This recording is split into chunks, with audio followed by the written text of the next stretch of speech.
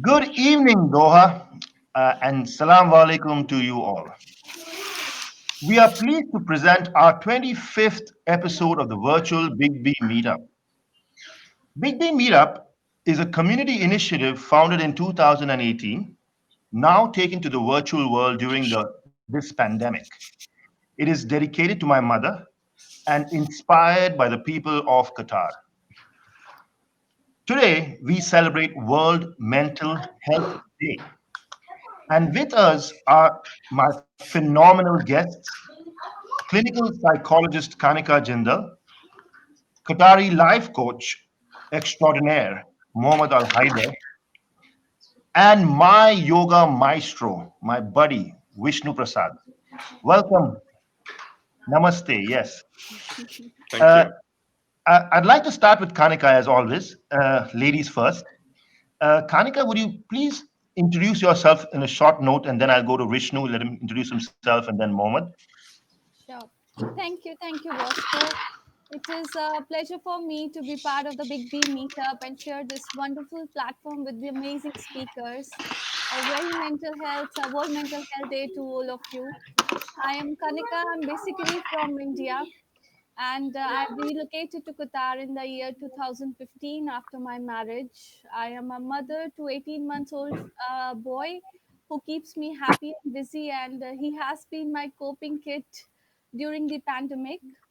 Professionally, I'm a clinical psychologist with over 10 years of clinical experience. I have worked with people from all walks of life with varied mental health issues.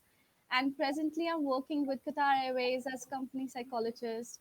I'm pleased to be here and address the audience. Thank you. Thank you. Yeah.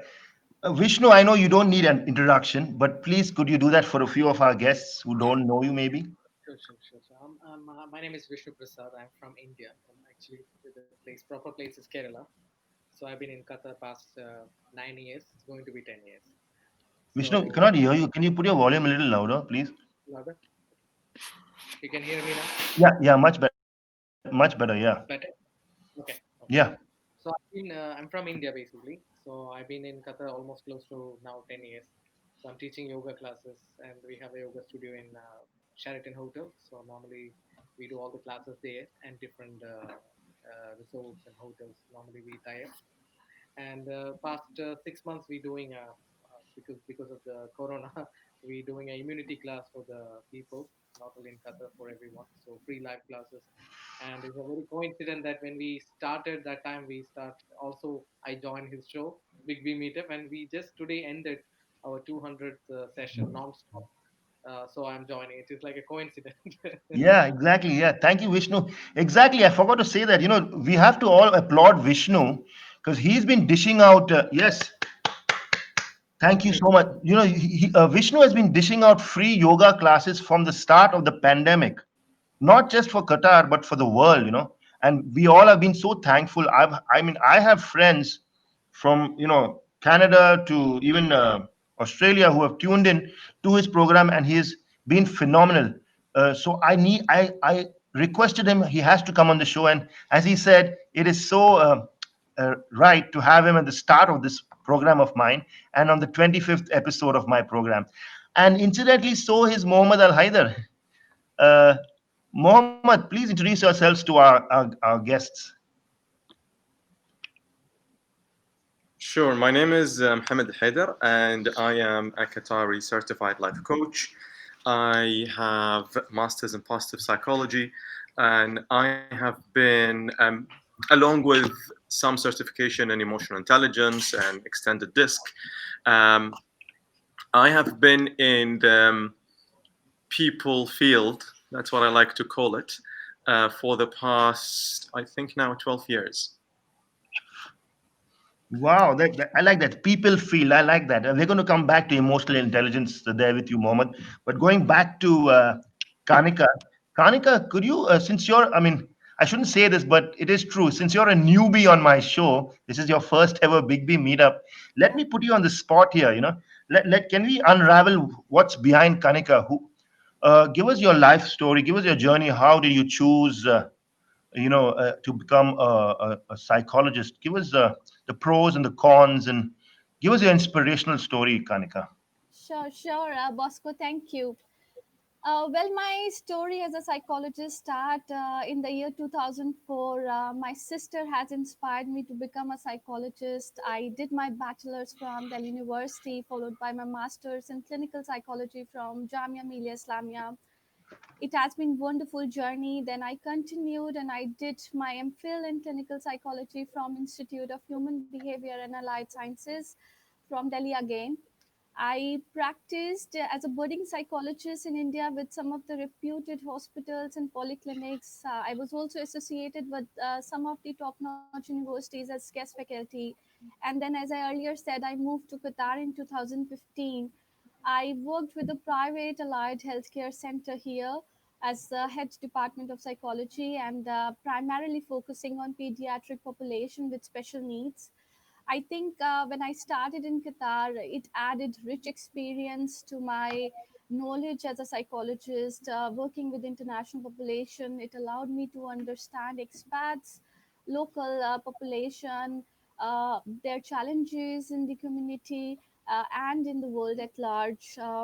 Presently, I'm working with Qatar Airways as company psychologist in the psychology department, and the Qatar Airways Group Medical Division is proactively focused on organization wide mental health awareness initiatives. Some of the key things that we do within the department is to create easy and early access to our evidence based treatment, awareness workshops for our employees, existing employees, new joiners, leaders, and managers. We make informative educational stuff easily accessible to them in the form of brochures, leaflets, and e-resources. And we get unflinching support from the GCO, His Excellency Mr. Akbar Al Bakr, and the Group Medical Division Director Dr. John Roberts, and the entire team. We celebrate World Mental Health Day across the organization. We did last year mental health runway walk in Oh, the wow. yeah last year in Was it the a fashion show or a runway walk? What it was it? was it was on the runway where you see the aircrafts landing and going. It was Oh, first time fantastic. in the world, and it was well supported by our GCO again. And not only this, I think being in Qatar, we are blessed to have access to world Qatar's world class healthcare facilities Absolutely. through Hamad Medical Corporation that provide highly subsidized, excellent patient care through their excellent services. And the Department of Psychology also works closely in collaboration with HMC for mental health services when needed. So I think the field of psychology has added a lot of colors in my life. Each and every client I come across, they leave a learning for me. I learn and grow, and allows me to become a True. better human being. It has True. been fabulously amazing.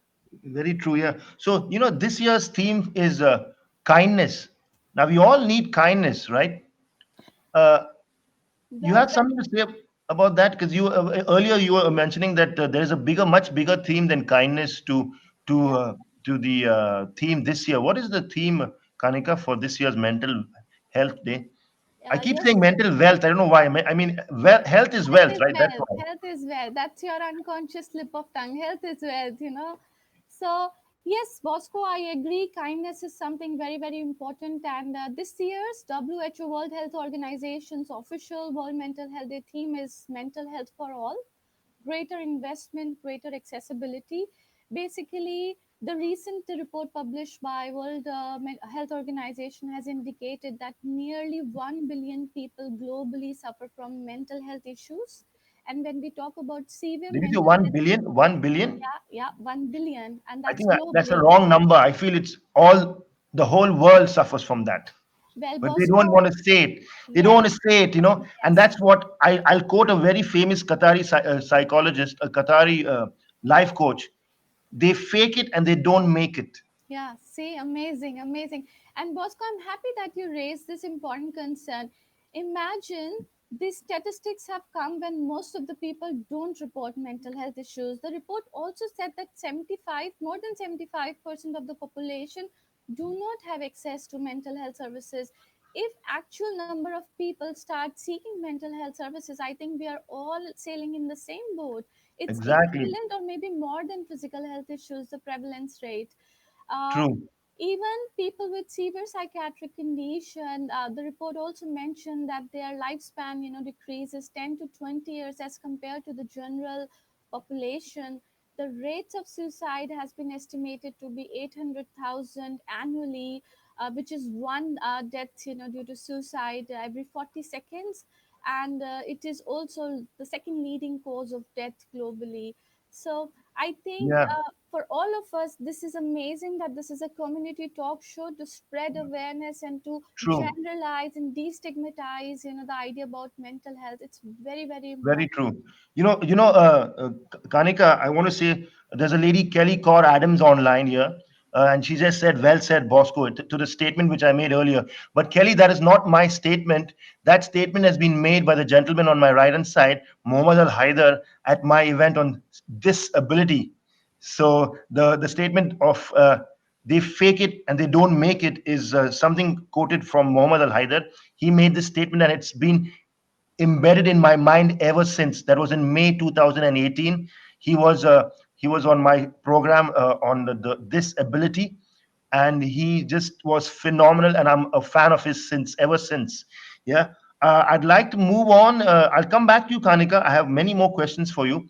I'd like to go to Vishnu, and because he's looking a bit bored there. I don't want to keep him unoccupied No, no, no. because he's been keeping us busy all this while. I was reading the comments. Okay. So Vishnu, first again, 200 days daily. Did you ever think you'd do this? No, What made you? I didn't plan anything. I just started.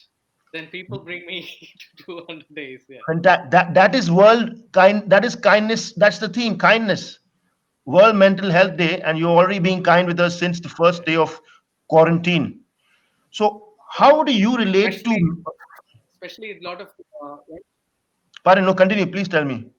it's also one part is lot of youngsters, which is they started practicing and then they pass to their parents. Parents are like 50 years old, 60 years old, 72 years old, and then whenever I was thinking to stop, they said don't stop because my dad is practicing, my mom is practicing, my mom and dad got corona and then they recovered, and they told to our uncle is practicing. So actually that's why one 6 months we complete, we dedicated this to all the mothers, uh, because all the mothers actually is more than my own my students. Their parents is the one keep me pushed to go until this, Fantastic, because fantastic. Really, that's really nice. So, how do you relate to mental health issues with yoga, Vishnu? How would you say? because a lot of people have a they whenever people think about yoga, they first think about doing a pose or standing on the head or something. It is just a small part of yoga actually. The word yoga itself, it means union of body, mind and spirit. So it is about how you practicing, how to manage, because everybody think about stress management, but yoga is not about stress management, it's about self management. I call it self management. It's not about stress management. We don't want to manage the stress. Yeah, It's about how to manage your mind, how to manage your emotions, how to manage yourself, how to manage conduct yourself in life, and that's what it's about yoga actually. And the stress is we don't need to manage. So yoga is basically about self management, how you managing yourself. Once you manage yourself, you don't have the stress. But very the situations, the circumstance comes to provoke us to create that stress comes, because whenever we are not self-aware about our thoughts and emotions, that's post stress actually. But the moment you're aware about it, you can stabilize it. very true, very true. Would you? I mean, before I was going to say before we at the end of the program, I'd like to ask you to give us a few asanas. But what would be your quick? I mean, I don't want to use the word quick fix. Okay. There is no such thing as quick fix. But like for example, you're anxious and you're driving a car, and you want to just stop by. And you're feeling breathless. Sometimes you feel that. Yeah. And I believe a deep breath helps. Yeah. But I think Vishnu yoga can help much more than a deep breath. Yeah. What would be your suggestion, your quick fix, which is not really a quick fix, but Basically, your breath and emotion and thoughts are connected. For example, if you're angry, your breathing is fast. yes, Whenever you calm and relax, your breathing is equal and rhythmic. Whenever you're happy, you inhale more. Whenever you're sad and depressed, you exhale longer. So breath and emotion and thoughts are connected. So we are not that much highly advanced to control the mind directly. So you can the manage how you managing a breath. You can calm down also your mind in a certain degree. But the same with the other way also. If you can reduce the speed of the thought with the meditation, the breath also naturally becomes so. So it's both sides. You can control the breath, but common people cannot directly to make the mind calm. So they have to use the breath as a string. If the mind is like a kite, you can control the string properly, so you can control the kite as a mind easily. So that's where the breathing technique is really help, because it's a physiological side is there. At the same time, we done the immunity class because the breath have another effect is relaxing your nervous system, it relaxing your mind and body, because the immunity is have a connection with also the mind and emotion. The moment you are stressed, your body is creating a lot of stress hormones and it will weaken your immunity. So actually, whenever you stress, you're shutting down your immune system, because the body is creating cortisols a lot and is reducing the blood flow. And whenever you stress, you go out, you expose it. It's called opportunity organism, which is bacteria or viruses. It can affect very faster onto weaker. Once you make your defending system is stronger, it will be easy. At the same time, it's the fastest way to alkalize the body, the fastest way to detox the body, because the body is the taking higher level of energy for two things. One is digestion and detoxification. If you can use the breath for these two process, all the energy which body have can use for healing, regenerating, for defending mechanism. The body can use that. But now we're putting all the toxins in the body. All the immune power is using for small things. You're drinking a coke, the body is working to fight with coke, and you're putting an alcohol, body is fighting for this. So immune system is fighting for small things. But if you can save this energy for something bigger purpose, it can definitely save you. Yeah. And this is why we do also meditation and breathing, because it helps in a mental side and also is helping the physiological side, because a lot of people struggle with the breath, when especially the virus effect. First is affecting the lungs, then it's affecting the kidney. So Yeah. it is really helping us. Wow, phenomenal. Well, Because I don't want to do something doing with the pose, because I want, when I start, I was keeping in mind, I want every age group should get benefit. Even yes. 2 years old should practice, also 70, 12 years old person also should practice. So this is keep in mind we started this. I had my friend's daughter who's 4 years old. She did a one session earlier in April. I told them about yoga, and they did one session. Her mother's actually watching the show right now, Yeah. and yeah, she was also. So you had a 4-year-old also doing some asanas. Yeah. Okay. Let me move to Mohammad Hayder, the maestro, the yeah. Mohammed, I'll straight off go to you and ask you a question. What is your opinion, and what is the difference, do you think, between a psychologist, a psychiatrist, a life coach, and a yoga guru? All right, you're putting me on the spot right now with this question because I think everybody needs to contribute to this. But what would occur to me, um, and to put it in probably let's say simpler terms, and Kanika and Vishnu, you can add or correct as well if you like. I think psychologists or counselor psychologists, they basically work um, probably with the cognition and thoughts of the person more or less, more than the chemical or the medication of the person. Psychiatrist would work more on the chemical side of the body, which is, I'm going to give you this pill, it's going to get your serotonin higher. I'm going to give you this pill, it's going to reduce your cortisol.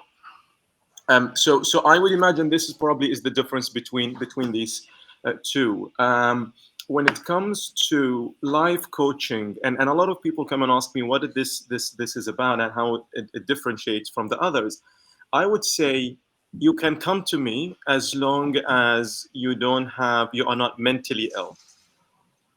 Once you are mentally ill, you will need to go and seek um, a counselor, psychologist, or a psychiatrist. Um,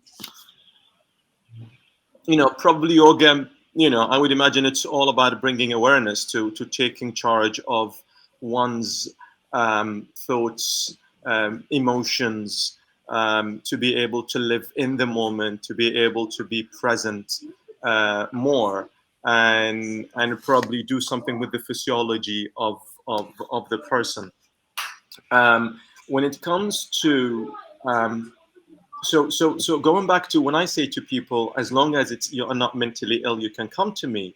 Um, World Health Organization, they this is my daughter, by the way.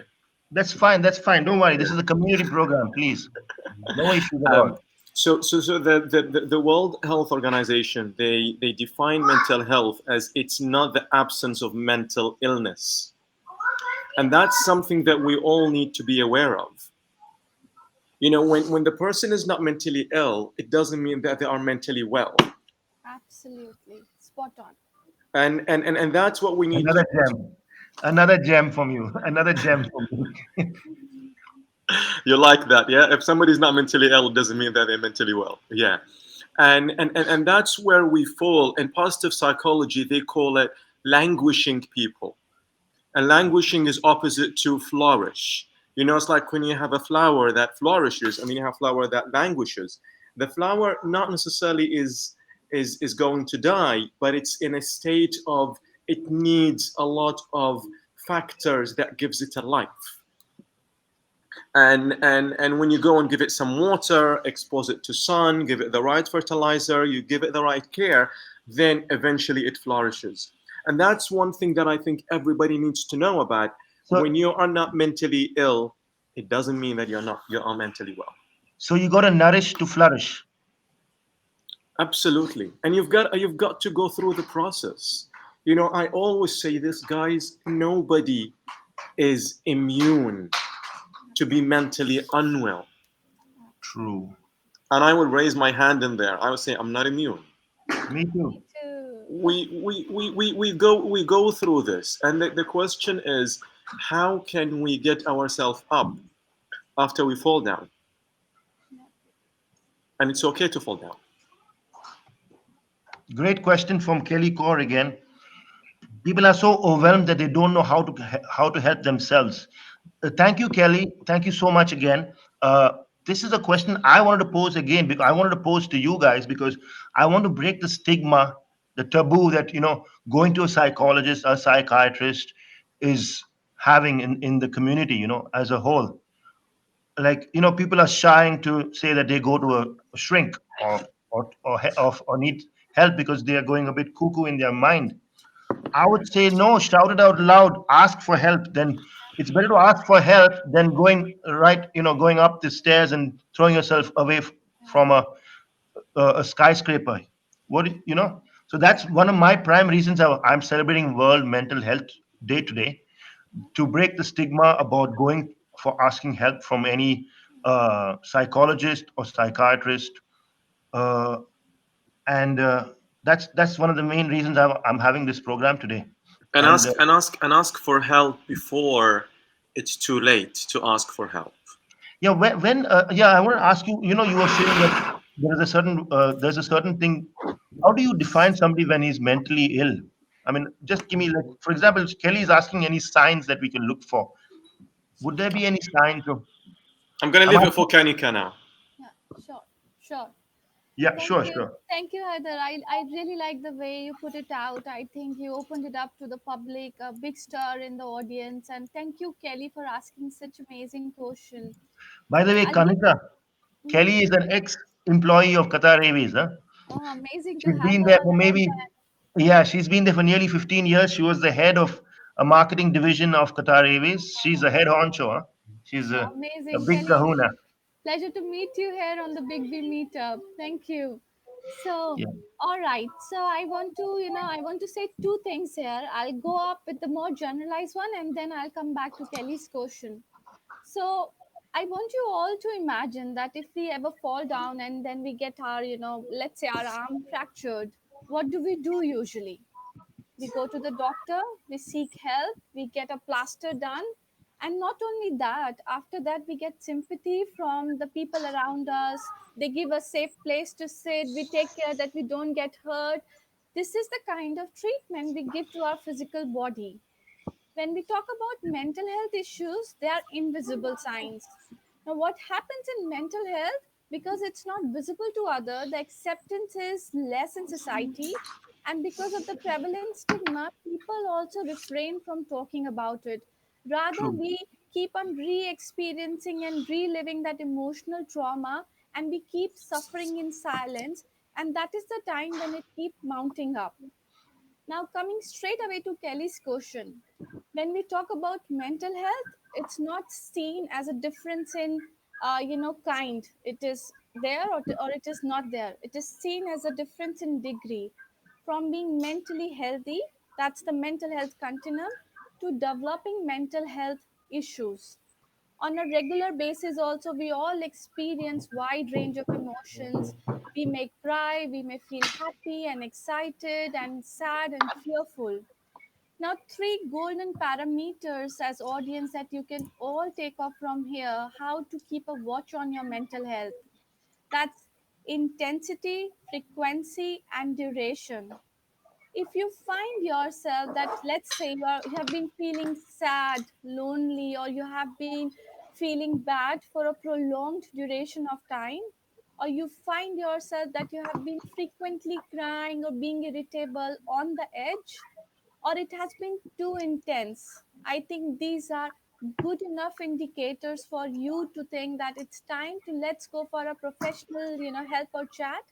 It may happen that you're still on the borderline and the professional will guide you in the right direction and it's done. Or if you have already crossed the border, the professional will provide you the right kind of treatment and management. Because if we keep on missing these red flags, it starts impacting our mental health all the more. It starts taking toll on our, daily functioning, on our all areas of life, occupational, personal, leisure, and that's where we have to be mindful of these red flags that keeps happening. Can you repeat the red flags? That's very important. I like that. So intensity, frequency, and duration. If we think that we are experiencing any unpleasant thought, feeling, or behavior for a prolonged duration of time, too frequently or too intensely, these are the indicators, and we start noticing their impact on our daily life.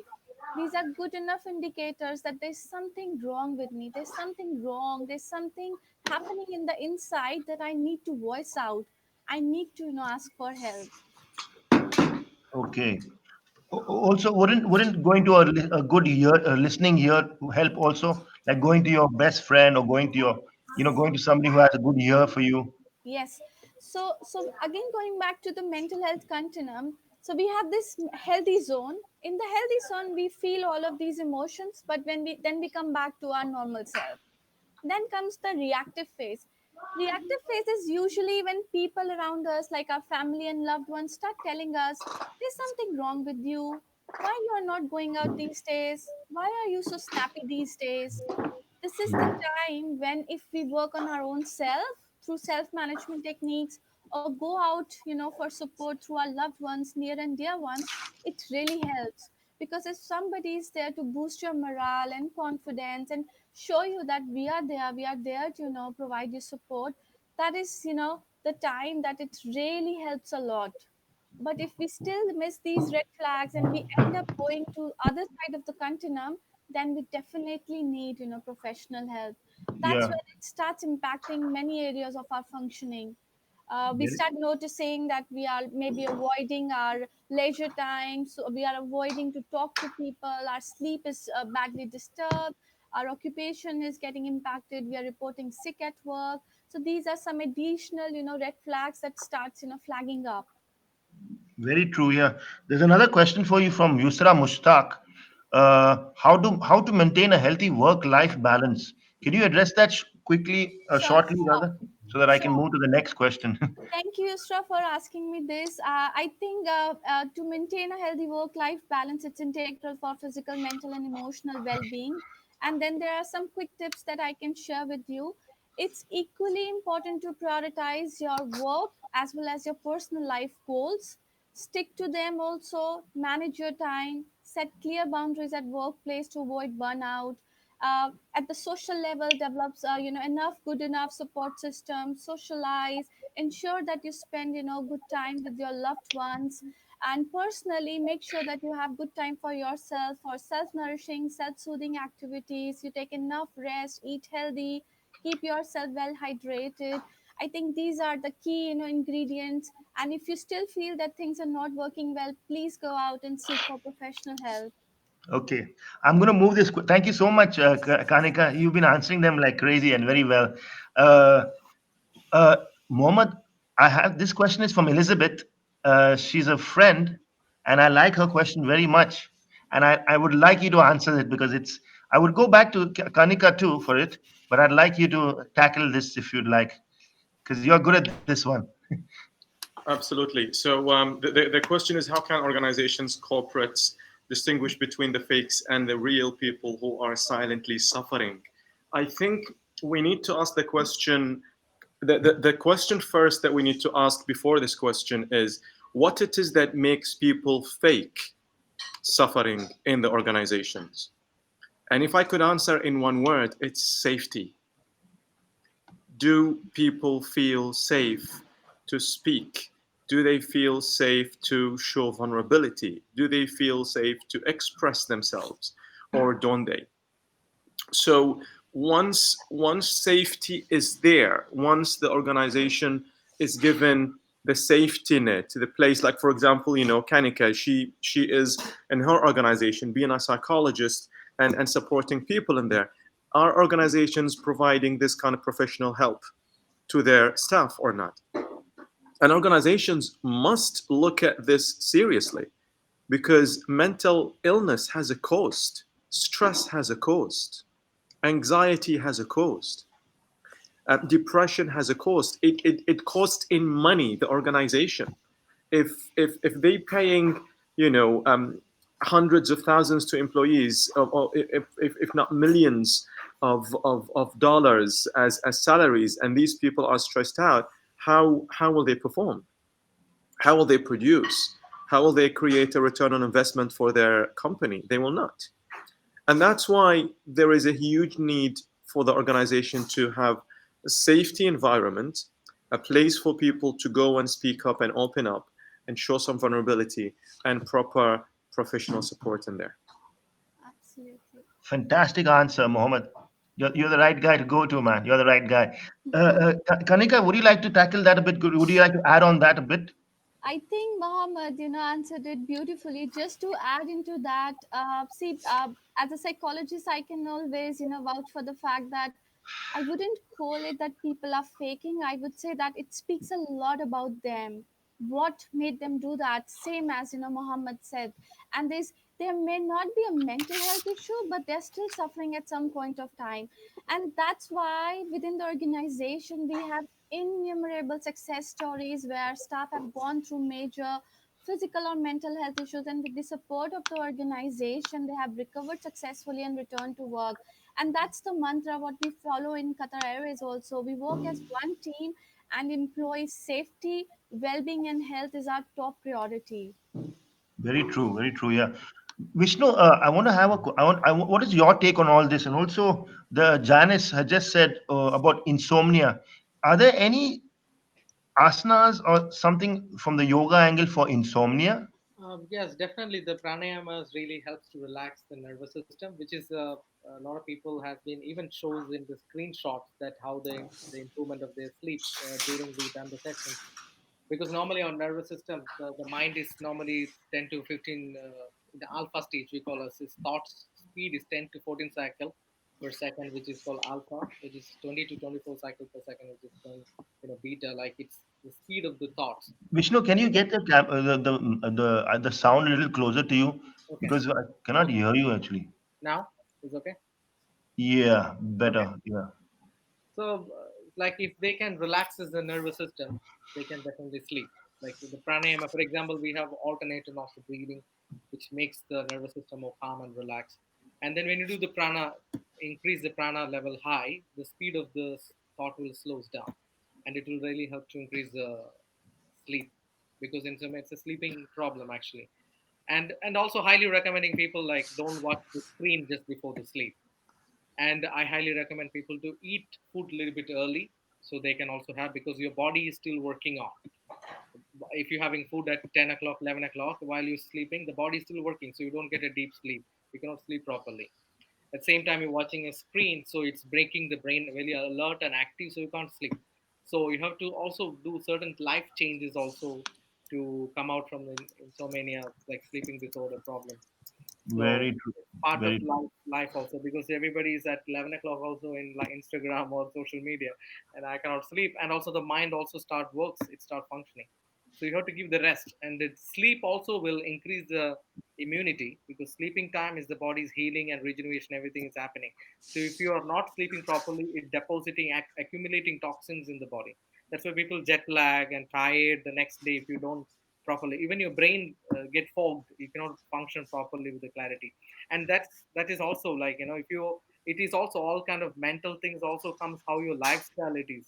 If you're mentally, if your body have more energy, you have more prana, and you can tackle any situations easily. That's why some days big problem come, you will solve it very easily. Some days it's a small thing, you get irritated, you will make a big blast. Yes. Depend on the mood. So that's why we say some days a good day, some days a bad day, because it's depend on you how you handle it. So I always tell that people like, it is only life have a challenges, but if you have a heightened level of energy, mentally, physically, you can solve the problems. You can solve it. You don't need to be, you know, you will have a peaceful mind and energetic body, because now we have a less energetic body, more active mind. So you have to switch back. You need to have active body and less speed of the mind. As Mohammed Al Hayat said, actually, like, everybody have ups and downs, but how you handling it? Like, you something horrible things happen. Where you picking up? That same as he said is actually absolutely true. Like you can pick up in 1 hour, or you can spend thinking about the same problem for next 1 week or 1 month. It's how faster. Like for me also, I don't feel good some days, but I recognize I come up very fast. The moment if you're not coming out faster, that's create problems. Because for example, now at the moment, because of the pandemic, a lot of people facing problem is anxiety. It's worried about the future and thinking about the worst scenario, mentally thinking. And this is every day they are thinking. So our body and mind is not separate, mind and body is one.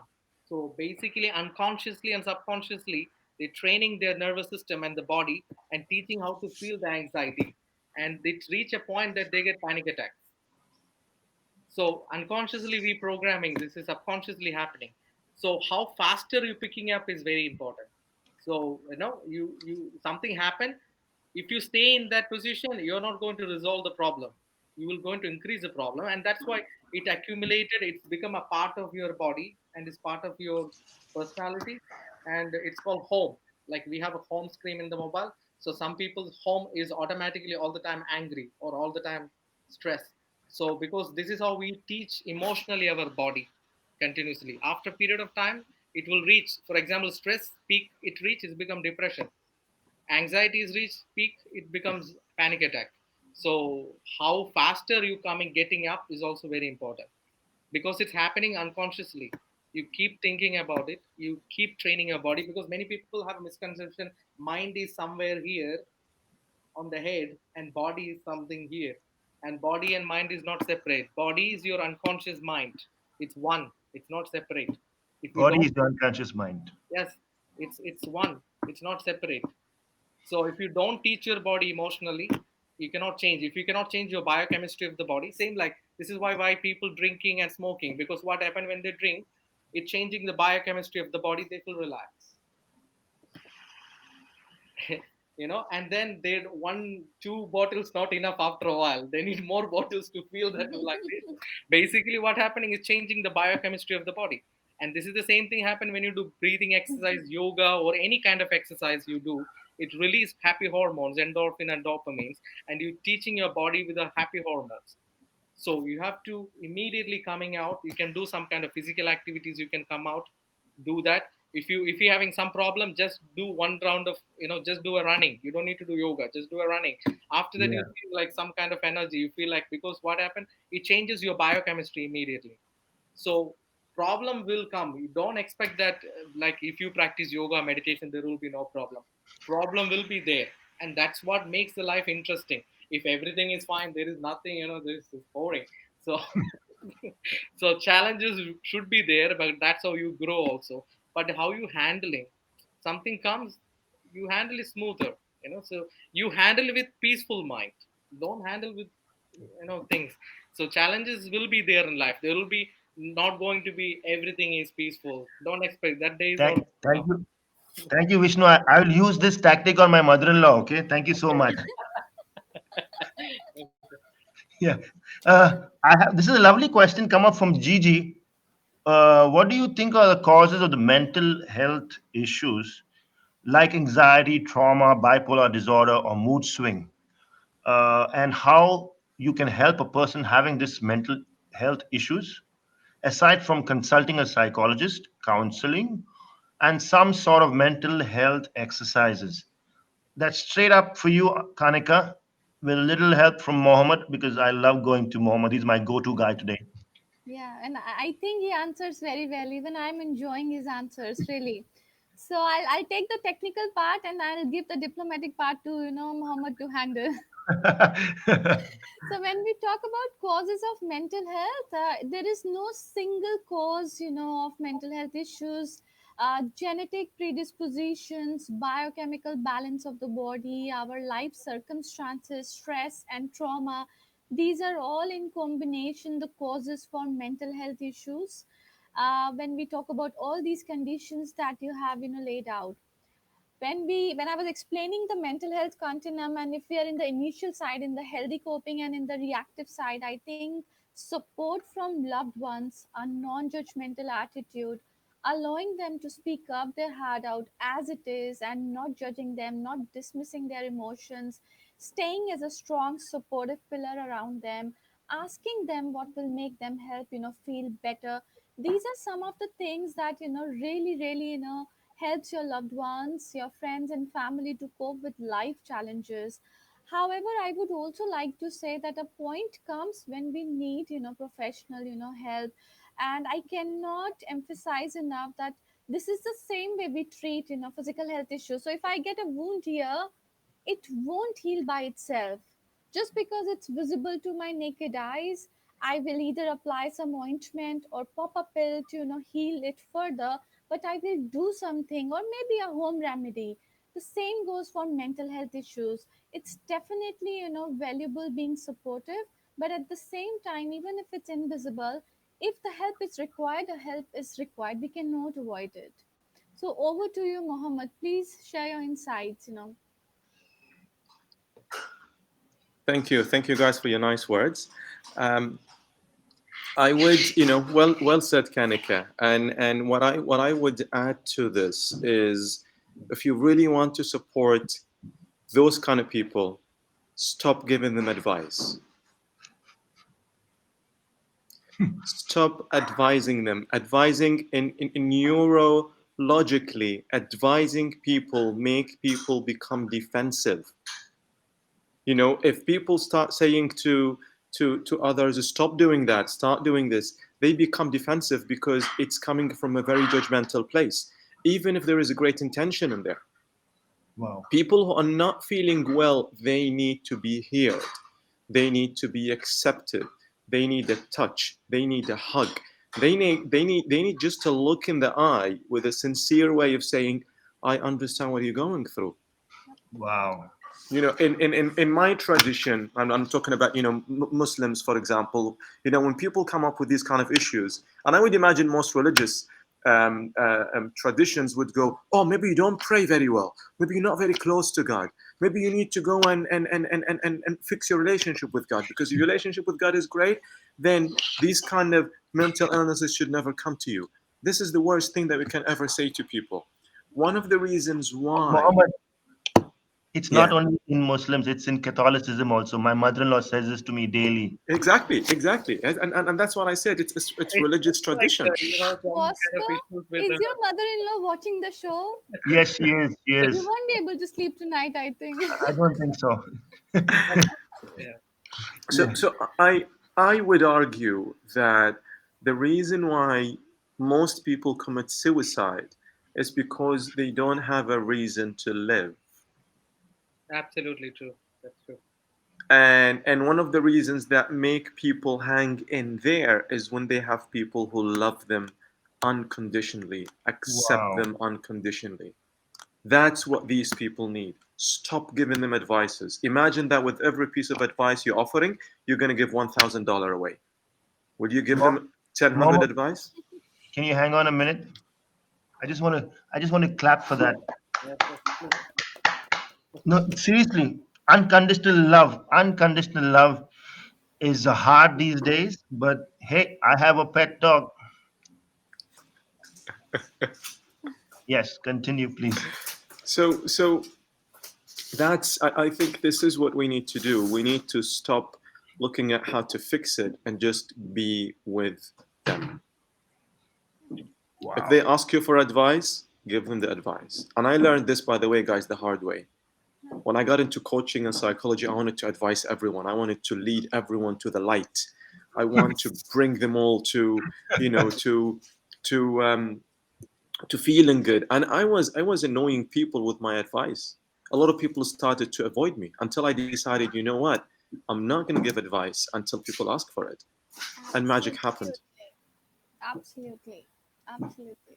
Wow. So we have a lovely question here from Tina Narotra. Tina is a psychologist herself, and she would have been on this show.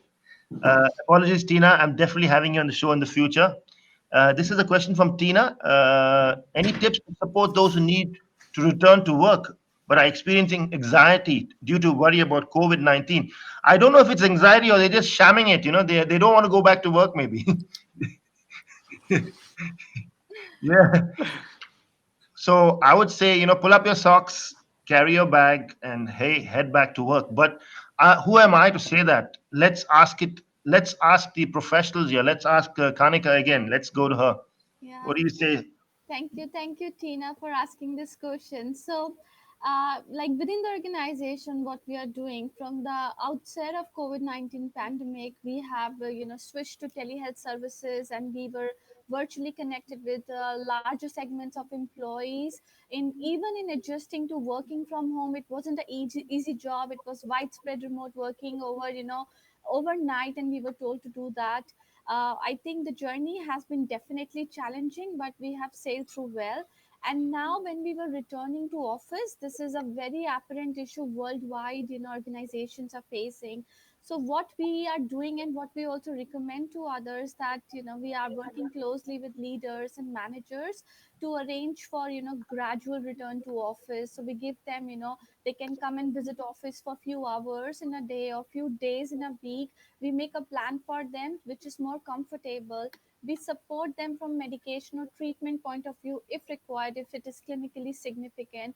So we are working as a holistic team from all angles to ensure that it's a safe place. We have launched a lot of return to office campaigns within the organization to ensure our staff that it's safe to come. Different departments have worked collaboratively to see that facilities are taken care of. There are enough screenings, there are enough sanitization process in place. And not only for our staff, you must have seen in the news, even in the airports, even for passengers on board. So I think this is how helping your staff to know that we are here, repeating the same message as Mohammed said. We are here to understand you. There is no rush. We want you to be safe. We want you to be comfortable, both emotionally and physically. Okay, you know what? I have a problem here. I have ex Qatar Airways staff taken over my chat room here. Ex and current. But I have a nice question from Elizabeth here. Another Elizabeth. I mean, both the Elizabeths are lovely, beautiful women. This is Elizabeth Yaw. She is the president of the American Women's Association in Qatar and a great friend. And she's asked a question: any tips for parents during this stressful time when we are taking on teaching, etc.? Yeah, good question, Elizabeth. Hang in there. That question would go straight off to Mohammed and then to Kanika, I would say. What do you think? I think one of the biggest things that parents are struggling with is they are giving themselves too much responsibility. They are becoming too responsible for their kids to the point that they want to control every single thing that they do. They want to, and I think like some parents, they take responsibility to be, the god of the house, if you like.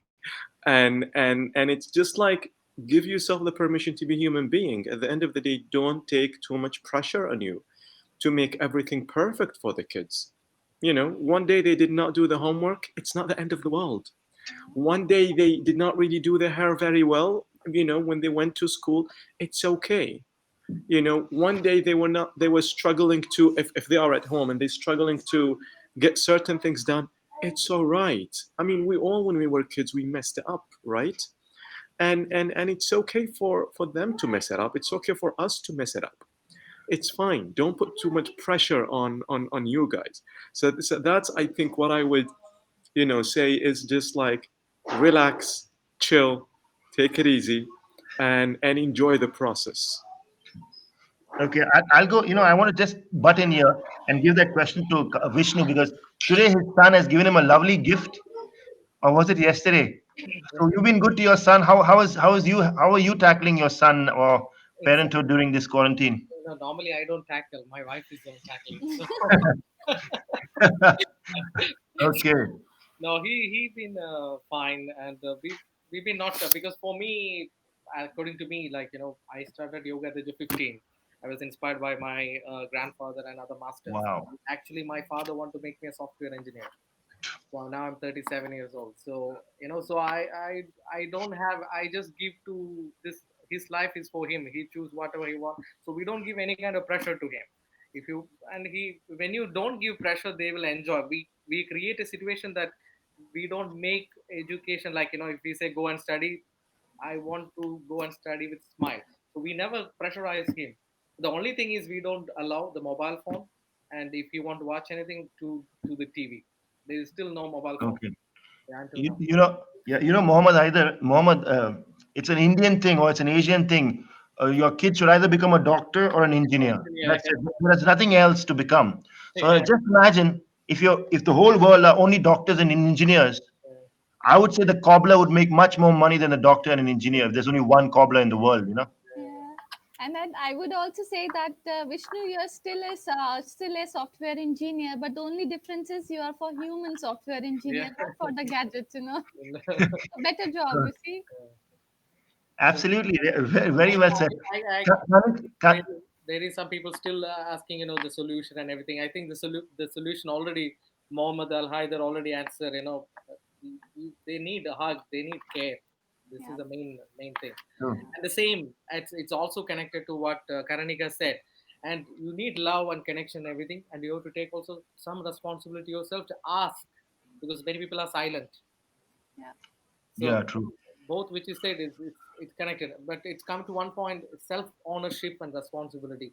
So if you want to do something in your life, if you don't know, you ask help. You have to talk to them. It's nobody is coming to you and just hug you or kiss you and say what happened to you. So it is what you give, also what you get back. So Yeah.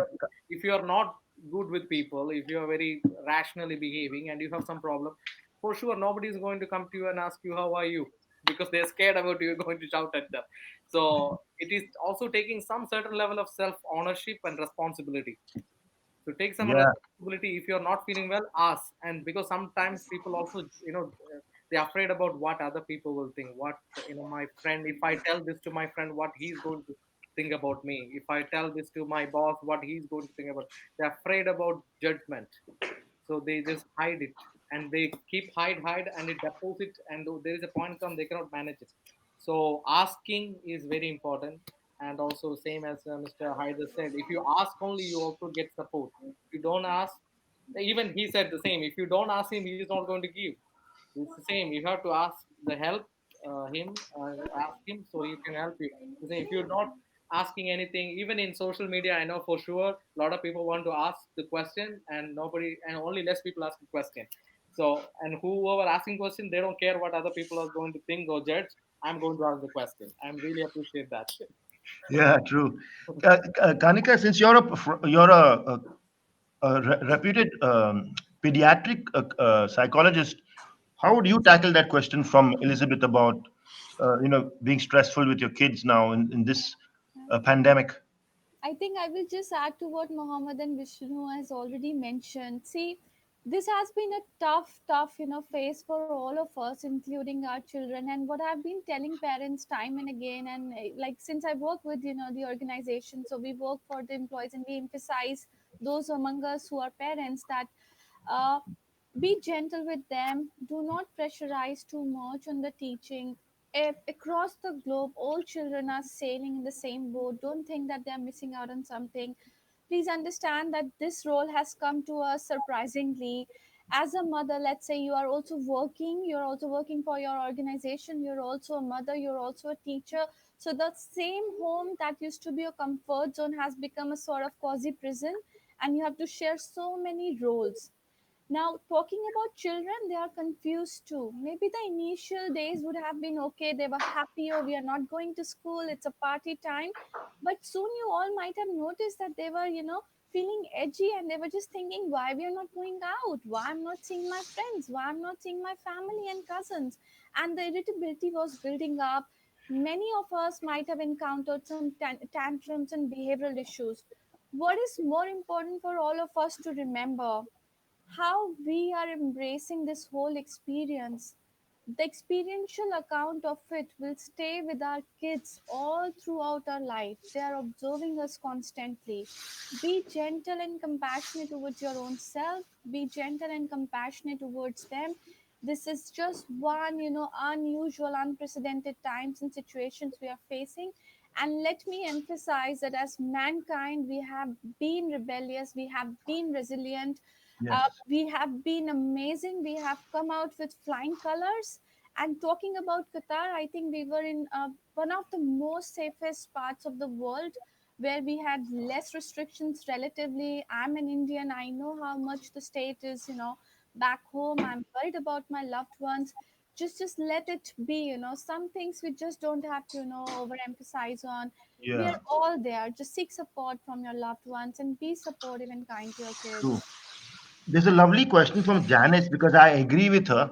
I mean, I was I was in my first ever depression in 2016, and I'm out of it with a bang in 2017. I've not looked back since. Yeah, it is because when you're at your deepest depths, that's when you rise, like a phoenix. So this is a lovely question from Janice Castana. Most of the private clinics and psychiatrists charge a minimum of 350 to 400 reals per session. Yes, 400 reals. Yep, trust me, buddy. Which is quite expensive for the common man. Absolutely. Government hospitals have a long waiting time for an appointment. What kind of support is available for those without insurance? Well, Janice, there's always Vishnu Yoga and asanas. You can go to him, it's free. But I would love both of you all to tackle that, Kanika and Mohammed. Yeah. How would you? How can we? How can we circumvent this? See, I think I'll start with some of the things that I'm aware of that HMC is strongly working on, providing. So they have launched 16,000 helpline, which in wherein you can seek for mental health support with a psychologist or a psychiatrist, and they vouch that they want to provide immediate response, especially during pandemic. So that's a government aided fund that you don't have to, worry about money at all. You know how HMC, works. Apart from that, I think the earlier we start noticing the red flags, please start talking to your loved ones, engage into a lot of self management techniques, yoga, meditation, taking out your thoughts, journaling about them, taking care of your sleeping, your eating behavior, your keeping yourself well hydrated, and talking really helps. I think these are the self help strategies.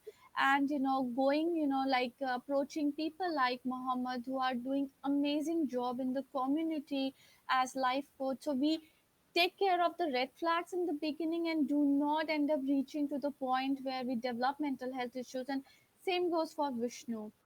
And yes, I cannot comment much on the costing. I think there are a lot of factors taken into consideration, but these are the available options that you can seek for.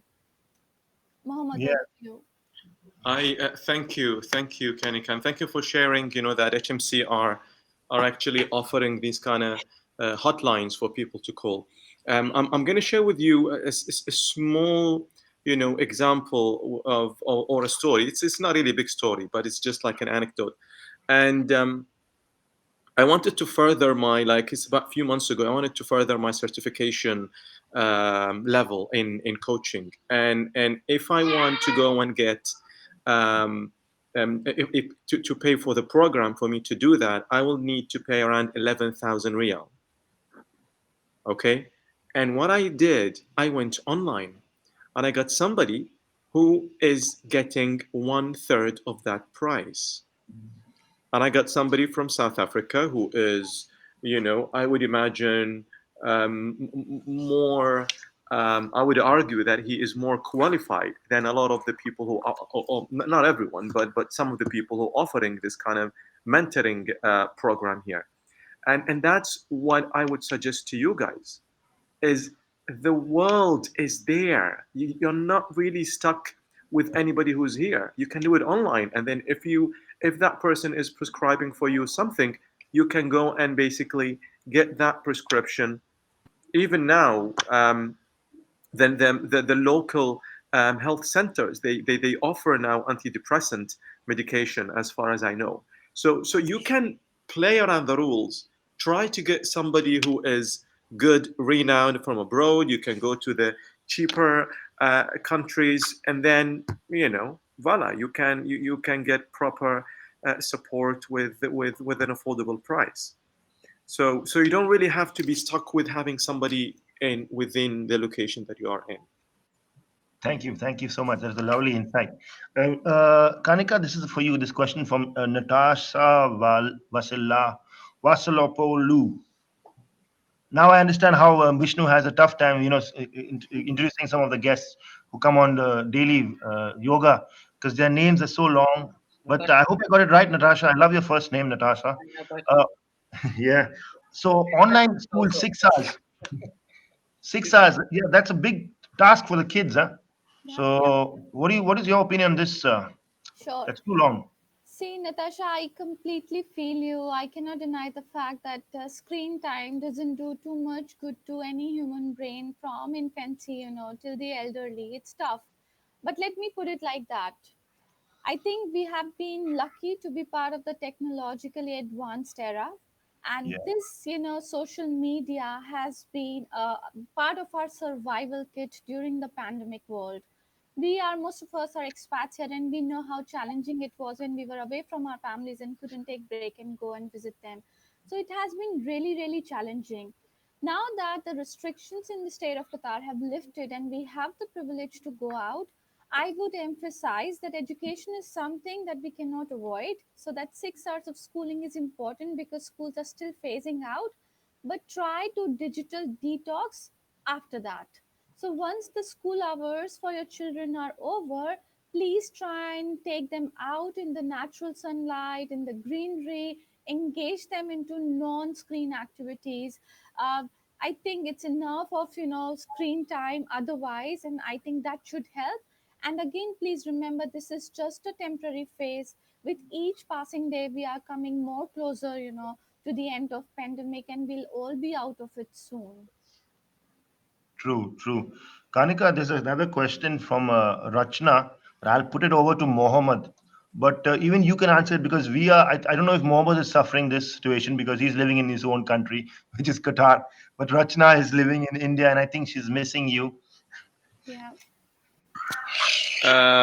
I do suffer from this, and my mom as well, because my mom is from Saudi Arabia. So since the blockade, she Oh, wasn't able to see her oh, family. So I can relate to that. But when somebody is alone in the house, that's when it gets really tough. We are social beings, and we really need to have meaningful connections for our well-being to be good enough. So we address that fact, that when somebody does not have someone, I mean, I have a friend of mine who has no relatives in Doha, and he said, Mohammed, for 3 months I haven't touched a person. It's like touching a person. I've not. It's like now I don't know if I'm able to do that or not. So like if you, I think it was like a 1 month ago, and he was talking about this, and it has been like more than 6 months that he hasn't touched anyone. I gave him a hug. I said, you know what? Forget about Corona. So I hugged the guy, and it's like what we need to do is we acknowledge this kind of suffering that we go through. So that's one, that you acknowledge it. Two, do not ruminate on it. If you cannot get it, don't think too much about it. It's just like, you're giving little kids marshmallow in their hands and you tell them don't eat it. You cannot really do that for a long time. And when you think, you ruminate, then you're basically gonna suffer more. The third point, I would say, adapt. Manage your whole day, have a routine, include stuff that you enjoy, connect with your beloved ones, and just laugh with them. Have a joke. Don't just talk about I miss you, I miss you, I miss you forever. Just have a laugh. Maybe you can watch a movie together, online. You can do different kind of things, and try to connect with people with here in Doha, and with bearing in mind that you making them all the precaution and stuff, because we need connections. We need meaningful connections no matter what. Adapt. Do not ruminate. Try to connect with people and laugh with your beloved ones. Yeah. Isn't laughter the best medicine other than Serical? Yes, It's yes. it's one of the best. I agree with Mohammed. Yeah, great. Guys, we have passed our 1 hour mark, and I don't think we are going to stop because we have so many questions coming in. I like this. I would like to ask you all to give me some thought on this lovely point that Tatiana Shalhoub has made. Suicide thought is not because people are not loved, it is because have nothing to look forward to. I'm going to put this question to Vishnu because he's good at this. Why? I just think, how would you stop a person who wants to commit suicide, Vishnu? I Because mean, forget being a psychologist or a psychiatrist. Just as a normal person, human being, we don't have access to a psychiatrist, and we have access to Vishnu. mostly it is happened like it's so self-centered. They only think about them. This is one thing, because for example, like the parents 20, 24, 25 years, they take care from a baby. It's become a teenage, it's become a man or a girl, and then suiciding. They're only thinking about themselves. They're not even thinking about their parents, how hard work they done, how what kind of sacrifices they done to make this child to grow to become an adult. So they mostly thinking about themselves, and they don't want to be like look a failure or anything in front of other people. So they just take this kind of actions because they only thinking about them. It's self-centered. So that's why Well, they go to suicide. It's not normally if if well they at said. least they truly love their parents, they don't take this kind of steps. And Well, they well think like said. it's only about them. And if you take this focus from you and give to somebody else, and you can do something good, you feel something different. You do something for True. others. You have nothing to look forward to your life. You do something for other one's life, some help or some kind of contribution, something you do. So Great. naturally fulfill. I feel like it's a food for the soul. If they don't have a food for the soul, it will die. So Well said, Vishnu. Well said. You want to add quickly something to that? there is Yeah, there is yeah. only two things keeps us alive: growth and contribution. If you don't have a growth, if you don't have contribution, if you think like you have, there is no other way to grow. Do contribution. It keeps you alive. It keeps you motivated. It keeps you Yeah, inspired. I agree to that. I completely agree to that. Because there's less of work now and there's a lot of contribution going on from my side here. But it keeps me going and I'm happy about it, very happy about it. Quickly, Kanika and Mohammed, would you like to add to that about the suicide note? Yeah, Uh, I would, from- I would, Yeah, sorry. I would like to touch upon it because it's a very sensitive issue, and I think no other platform could be, good enough to talk about it today. Thank you, Tatiana, for highlighting this part. See, when we talk about suicide, because it's stigmatized so much, people don't talk about it. There is a thought process in our mind which we call as negative cognitive triad. In this thought process, we start thinking about self, others, and future in a negative manner, which brings in a lot of helplessness and hopelessness. So when a person in this momentary fluctuating and momentary, fleeting seconds, they start feeling that there is no hope in life, there is no help available, there is no support, there is nobody who can love us and help us in this situation. It's a very momentary thing. We have often asked patients who have been through this phase, and we ask them in retrospect that now, when you're absolutely fine, when you know that there is hope, when you know there is help, would you still do this? And the answer is always no. What we encourage to our client is that please speak up, empower your voice, and ask for help. That will help you, to survive that moment. I'll quickly give you here one example. All of us in the panel today and in the audience, we all know if fire happens in our building or around us, what are the steps to follow? We will safeguard us, we will do get escape route, we will call 999 here in the state of Qatar, so we know. But tell me, do we have an emotional crisis plan for us? Do you know that when you do go through the dips in life, who is the first person you will contact to? What if that person is not available? Who is the second or third or the fourth or fifth person you will contact to? That's the safety plan we all should have, regardless of the age, gender, nationality, color, creed, because we're all humans and it's all right to have these thoughts. The more we will normalize it, the more people will express it. Let people express it so that the right help is given. Let them empower their voice. Support your loved ones to always speak their mind out.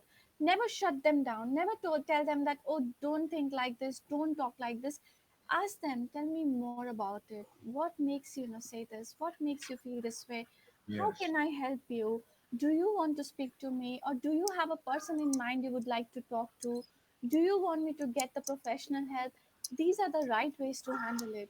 Absolutely. Thank you, Tatiana. I cannot thank you enough for asking this tonight.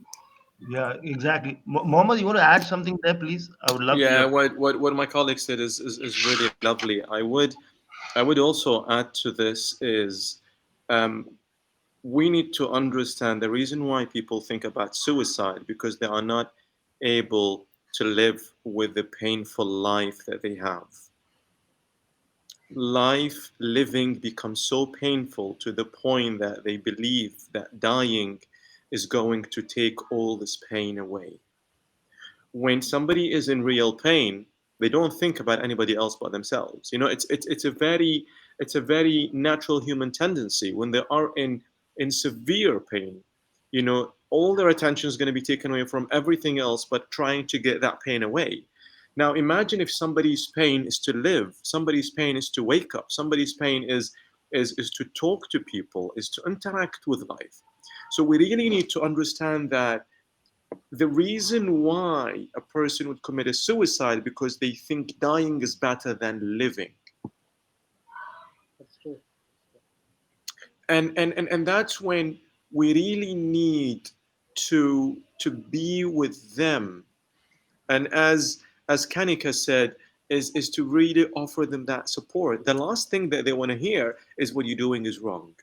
Because you know what? They're going to be stubborn because they're going to feel unloved. They're going to feel unaccepted, and they're going to go and do what it takes to make them go through that. The first thing that I would recommend that we should say to those people is, I can understand the pain that you're going through. Yeah. And then once you empathize, once you connect, then maybe they can open up. Then maybe they can think, oh, you know what? There is somebody in there who accepts me, somebody in there who understands me.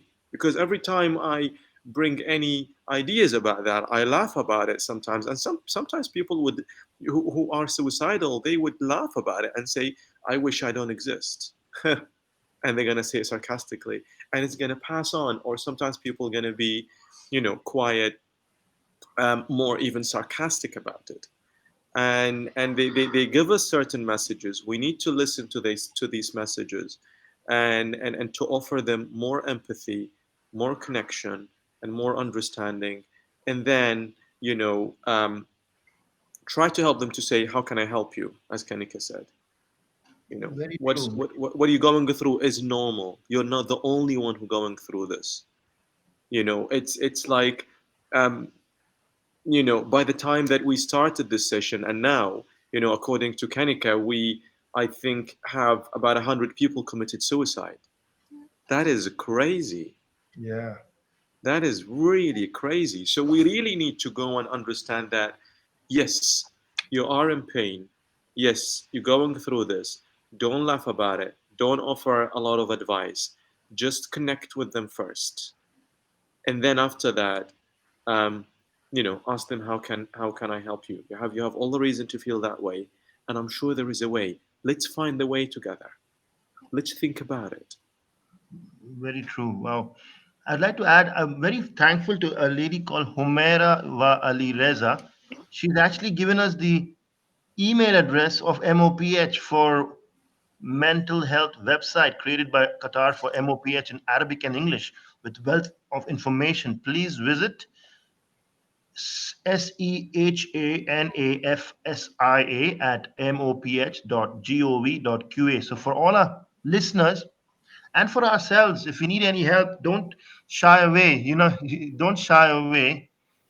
Own it, accept it, and get help. I'd love to continue. Are you guys up for it? Yeah, yeah, yeah, yeah, Because yeah. the last time I had Mohamed Hayder on board and Vishnu also, we were on a Zoom, and it was my first time actually on Zoom, and I didn't know the 45-minute time availability. But Mohammad Haider, the pro that he is, he got us on another chat in 5 minutes, and we continued for a little more while. Excellent. So kudos to that gentleman. Yeah. Big fan of this guy, as I'm a fan of Vishnu. And after today, Kanika, I'm going to become a fan of yours too. Because I don't think I can afford 400 real per session, So I better be fans of yours.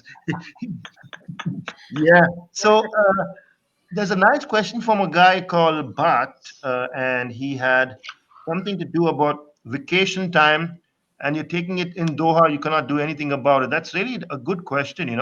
I had it, I had it on there for a while, but there's so many questions come up here, Yeah. and I have to find it now, which is a good thing actually. And so he had a, where is he? Yeah, there he is. So Manoj is asking us, some of us work from home and now returning to regular work, while some of us have been working regularly since the pandemic and are unable to take longer leave from work for varied reasons, travel restrictions, staff deficits, etc. How do we keep up the balance both at personal and organizational level? I feel for you, Manoj. I'm Yeah. sorry. Kanika, what do you Yeah. think about that? Yes, I feel for you too, Manoj, and I'll be very honest. I think as a clinical psychologist, I have been sharing with my family, loved ones, and colleagues that this has been the most draining, experience for me in my field in all these 10 years. Because yes, it is exhausting, and I think we should not, shy away from saying that. We can all imagine that in the past few months, our usual coping resources were not available to us. As expats, we travel, we visit our home country, we meet our loved ones. And also, as part of the pandemic, there was a phase when we were not going out.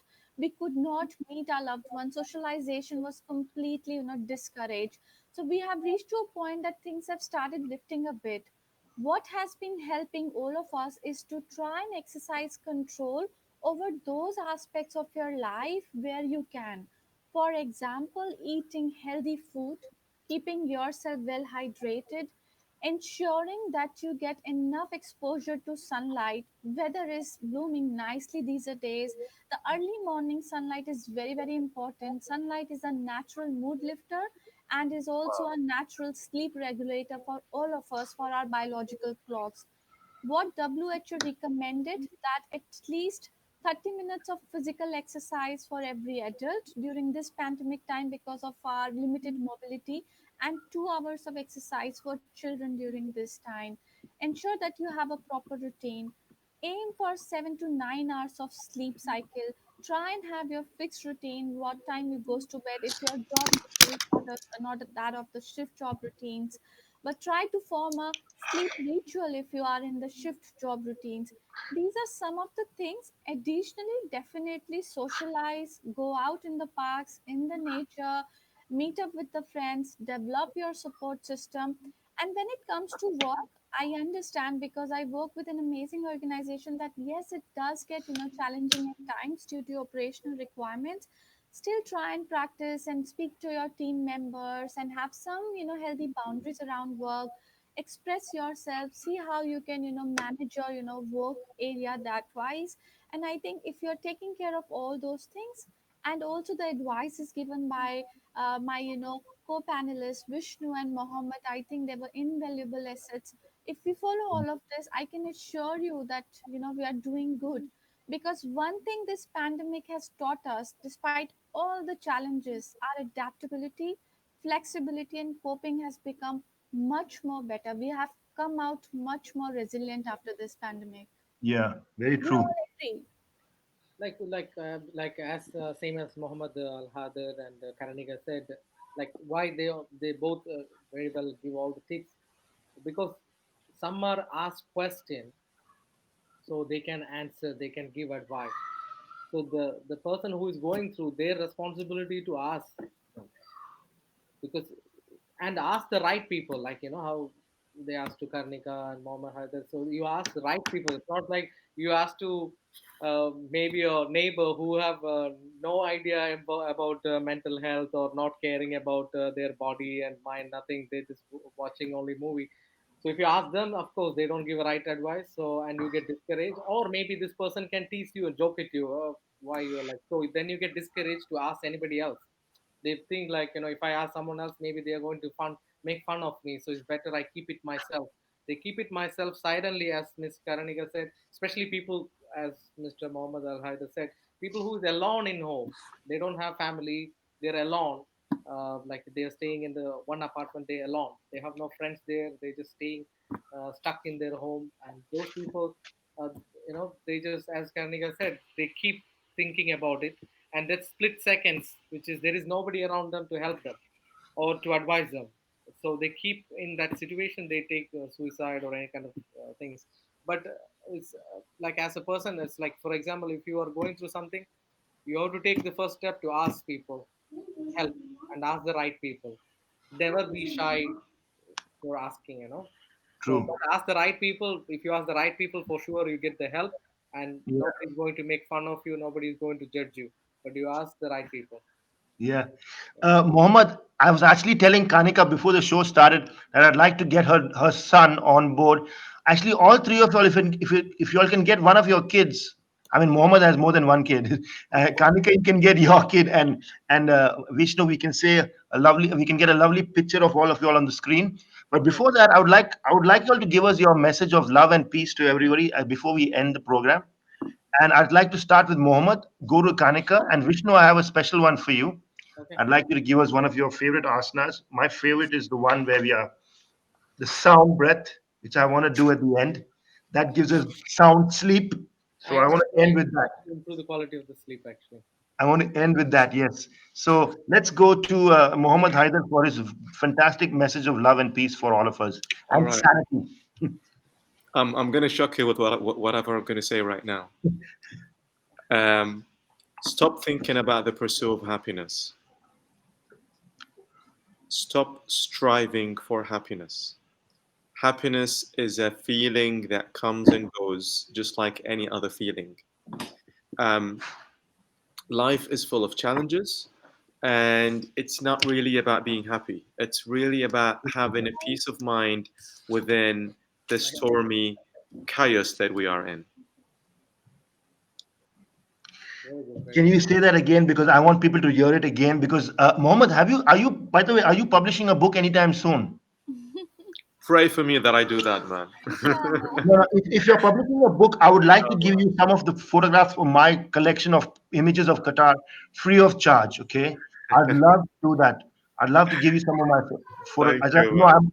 I'm a professional photographer, and I think Mohammed Hayder, you need a book out there because it's just fantastic. The words that you Inshallah. come out with is, you know, Amazing. is Shakespearean. Thank you, man. Thank you. Really appreciate it, guys. Thank you. Yeah, I'm very humbled.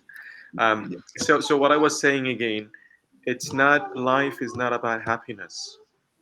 We, when we are unhappy, we basically get really upset, we get very sad, we get angry, we get frustrated.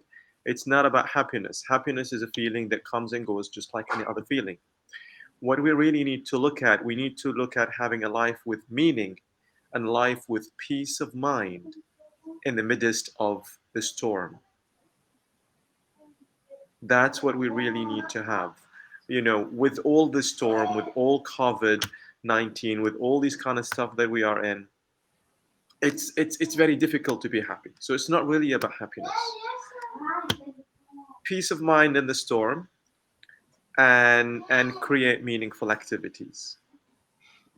thank you so much, Thank Kanika. From you, your message of love and peace and sanity. Sure, sure. So I would like to, start first with thank you all the attendees who attended the show. I think I'm feeling really happy that, mental health is really important for all of us. You have shown by your presence, amazing panelist, and thank you really, Bosco, for, creating this opportunity. I'm really humbled. What I want to say today that I want all of you to carry this message with, along with you all through life and please spread it. Take a picture. We all go through difficult phases in life. There are times when we face all challenges that are too personal and too emotional. And then there is this voice in the head that says that probably I'm the weak one. I should not ask for help. Why I always need help. That is the time when we have to, start focusing that what's going on. And I think it's long time, the time has come that we stop associating strength with someone's ability to smile through tears and suffer in silence. Strength Well is said. being brave enough to speak up, to talk about what's hurting you on the inside, Well said. Well said. empowering your voice and asking for help. That is what makes us strong. Empowering your voice and asking for help. That's a nice one. I like that. Yes. Kanika, I would like to excuse you for a minute. If you could go and get your child and your husband, and we get to get a nice group picture here. And I'm going to move to Vishnu. Vishnu, Sure. your message of love and peace. Bosco, And sorry I'm interrupting. My baby's sleeping because it was his sleep time. So I'm afraid I can get him here. I would have loved to. I will send you a picture. okay, Sorry about okay. that. What about your bigger baby? You have a bigger baby? Bigger baby is out. Oh, okay. Okay, fine. Yalla, we'll move to Vishnu. Vishnu, I'd request your love, a message of love and peace and sanctity. you. And we'll end with, So it's, yes, it's please. it's very simple. It's about quality of life doesn't depend on how much you can concentrate. It's depend on what you concentrate. So if you, it's about what you're concentrating. For example, if you concentrating in your mind, you're thinking a tragedy, and that's what you're going to feel, and that's what you're going to experience. If you're concentrating, a child is smiling, that's what you're going to experience, because the brain doesn't know it's really happening or you're just imagining. The body is like a hardware, the mind is like a software, so body will respond according to what is you feeding. So it's about you, what you concentrating is very important. So concentrate what is good in your life instead of concentrating what's wrong, and finding something wrong, something went wrong, at least trying to find some flower, something good in that something went wrong. Yeah, Okay, thank so you. focus on something good. Yeah, Okay, even if Vishnu, I'd like to end with one asana of yours, please. And if we can okay, all, if we can all do that, okay, can you give so us, and let your son be there, please. Let him also do, because I think he's been doing all the asanas with you. Please keep your son there. So what do we do for a so sound sleep? one is alternative nostril breathing, which is a very Okay, simple. We can use these two fingers like this. We can control the breath, it is regulating the breath. So it relaxes the nervous system. It's improve the quality of the sleep. It reduces stress. It okay. for migraine, headache, tension, stress, and sleepless problems actually. It's very simple and cost effective. Somebody is asking for 400 reals. It's cost effective. Yeah. We close the right nostril and inhale through left nostril, and we close, open right, and exhale. And inhale through right nostril, and we close, open, left, exhale. Inhale left, close, open, right, exhale. Inhale through right, close, open, left, exhale, and dropping. So this is one. It's basically balancing your sympathetic and parasympathetic nerves. So sympathetic nervous is more about fight or flight. So somebody's always in a fight or flight mode, that is cause for stress and depression. So if you always switch and balance, it's a parasympathetic nervous is about digestion and immune system. This will help to balance this in balance because we need both. Otherwise, the True. tiger comes. You cannot run if you are not fight or flight mode. So we need both in balance. It's not one is good or one is bad. We need both in life. Yeah.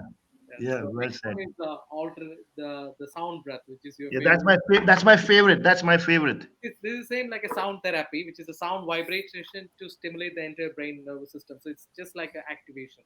So we close the two senses because you can feel the small sound as a big vibration. So we inhale through nostril and exhale with the sound vibration. Mm. Mm. Inhale and exhale. Mm.